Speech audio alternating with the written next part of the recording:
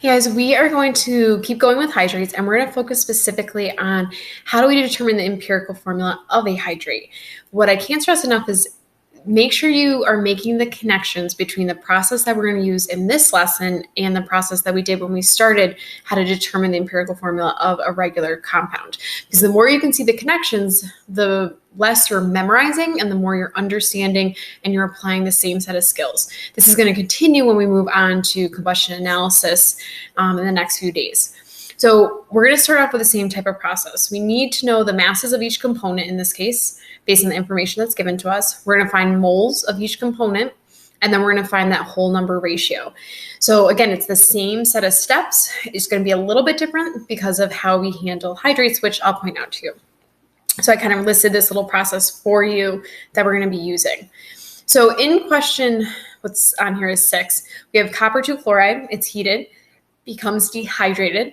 So we have 0.235 grams of the original hydrate. It gives 0.185 grams of our copper 2 chloride when heated. That's our anhydrous salts. So what's the value of X? So one big thing that I want you to be aware of is we're not looking for subscripts. We're looking at the ratio of the copper 2 chloride to the waters. Okay, so these are the two numbers that we're looking for when we go to find that whole number ratio, which is going to really impact the values that we start with. So we need to know how many moles of copper 2 chloride versus how many moles of water here. Okay, one thing we should find when you're doing these is just about always, at least in most of the examples we're going to use, this should be 1, because we're usually looking at one formula unit of this ionic compound and how many water molecules are embedded or attached to it. Okay, so where we start with on this part is probably the trickiest part for students. You really need to think about and analyze the numbers and think about where they should go. So this 0.235 grams of our copper 2 chloride hydrate, that's our original hydrate. That includes both of these. A lot of students want to put that number in for our copper 2 chloride. Okay, that is just what we're starting with. So that's all of it. So that number itself, in this case, should not be put in for either one of these values. However, I am given the mass of just my anhydrous salts, just the copper 2 chloride, which is 0.185 grams. Okay, the water, if you remember from our previous lesson, we have our hydrate. It's going to get heated. It's going to form that anhydrous salt, which in this case is our copper 2 chloride, and then our water.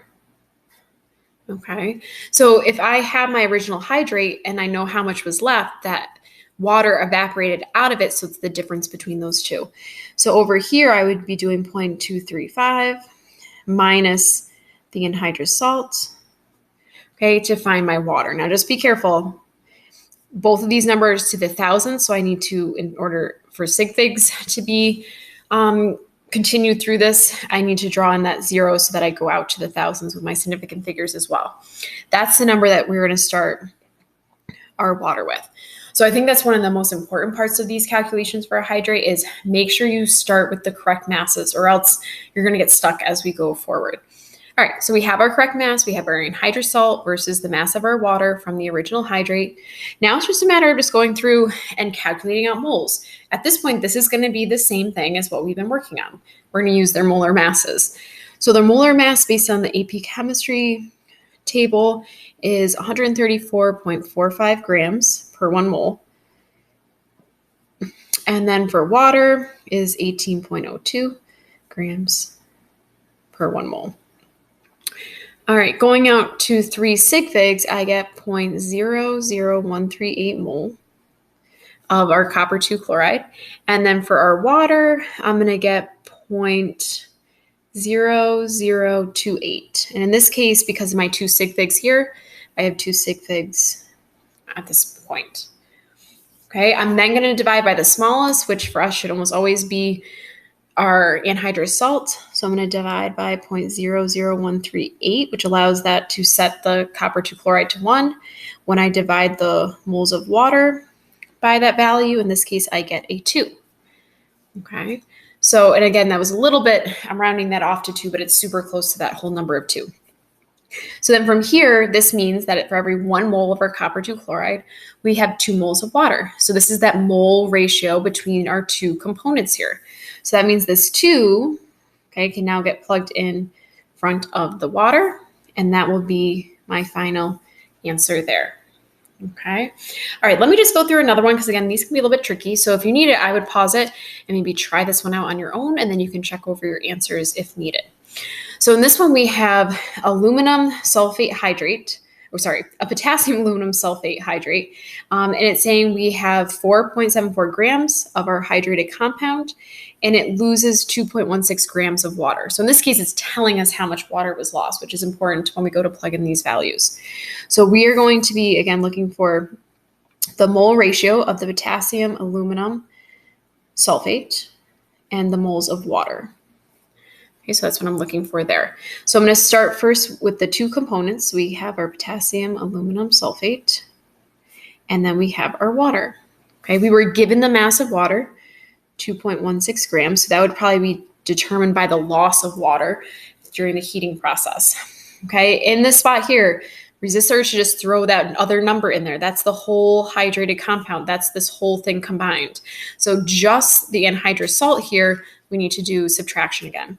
So this would be 4.74 minus the water that was lost.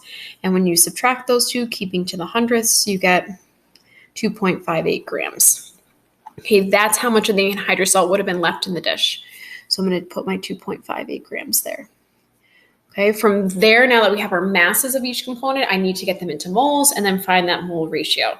So the molar mass of our potassium aluminum sulfate is 258.20 grams for every 1 mole.